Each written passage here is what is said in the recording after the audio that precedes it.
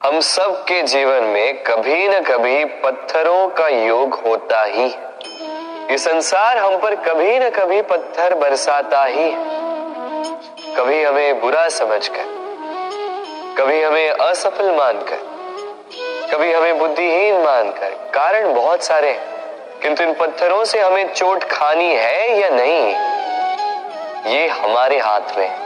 या तो आप इन पत्थरों से चोट खाकर आंसुओं में डूबे रह सकते हैं, या यदि आप चाहें तो इन पत्थरों से सेतु बनाकर समस्या का सागर पार कर सकते हैं। निर्णय आपका है। ये पत्थर प्रतीक है हमारी निंदा का, हमारी आलोचना का। जो इस आलोचना को नकारात्मक ले गया वो केवल कष्ट ही पाएगा, और जिसने इस आलोचना को विकास का आधार बना लिया वो सफलता के शिखर चढ़ेगा। इसलिए स्मरण रखिएगा, आलोचना आपका शत्रु नहीं, आपका सबसे बड़ा मित्र है। राधे राधे। मीठा पानी सबको भाता, परंतु खारा पानी किसी को नहीं भाता। अब सोचने वाली बात यह है कि मोती समुद्र की गहराइयों में ही बनता है। खारे पानी के मध्य में रहकर, हर क्षण भक्षकों से टकराकर, अपने अस्तित्व को दांव पर लगाकर ही सीप मोती प्रदान कर पाती। कभी सोचा है क्यों? क्योंकि बिना संकटों का सामना किए, बिना विषम परिस्थितियों में उलझे आपको सुख प्राप्त नहीं होगा। इसलिए निडर होकर संकटों का सामना कीजिए और मेरे साथ प्रेम से कहिए, राधे राधे। हम सब समय की महत्ता को पहचानते हैं। समय ही हमें बनाता है, समय ही हमें नष्ट कर देता है। कभी समय ठीक चलता है तो कभी बहुत ही खराब समय आता है। विचित्र बात यह है कि हम फिर भी समय को ही नष्ट करते हैं। स्मरण रखिएगा, समय केवल जाता है, कभी आता नहीं। इसलिए समय की प्रतीक्षा में समय व्यर्थ ना करें। जो भी करना है आज, अभी, इसी क्षण प्रारंभ करें।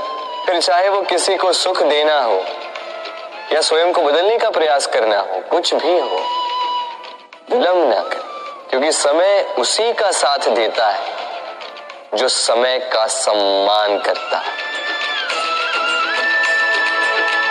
राधे राधे। कहते हैं सबकी सीमा होती है, कठिनाइयों की, पीड़ा की, संकट की, अंधकार की भी। यदि किसी की सीमा नहीं होती तो केवल कड़े परिश्रम की।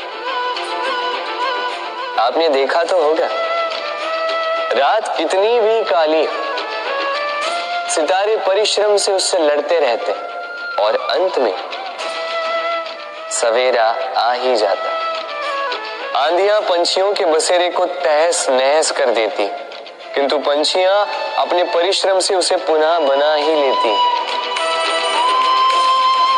क्योंकि सीमित को असीमित से हारना पड़ता और परिश्रम असीमित। राधे राधे। बहती नदियां कितनी सुंदर होती हैं, पावन होती हैं। जहां से जाती है वहां एक नया जीवन प्रदान करती, धरा को सींचती, अकाल को दूर रखती, और कदाचित इसीलिए नदी को मां समान पूजा जाता है। किंतु क्या कभी आपने सोचा है कि नदी जन्म कैसे लेती? क्या ये प्रारंभ से ही इतनी विशाल और वेगवती होती है? नहीं, वर्षा की छोटी छोटी बूंदें गिरकर मिलती एक सूक्ष्म धारा बनाती। ये धारा पर्वतों के हिम को काटते हुए, स्वयं में पिघलाते हुए जल प्रपातों से गिरती, चट्टानों से टकराती और फिर जाके नदी बनती। इसी प्रकार ऐसे ही सीधे सीधे कोई महान नहीं बन जाता। छोटे छोटे प्रयास मिलकर एक विशाल व्यक्तित्व बनाते।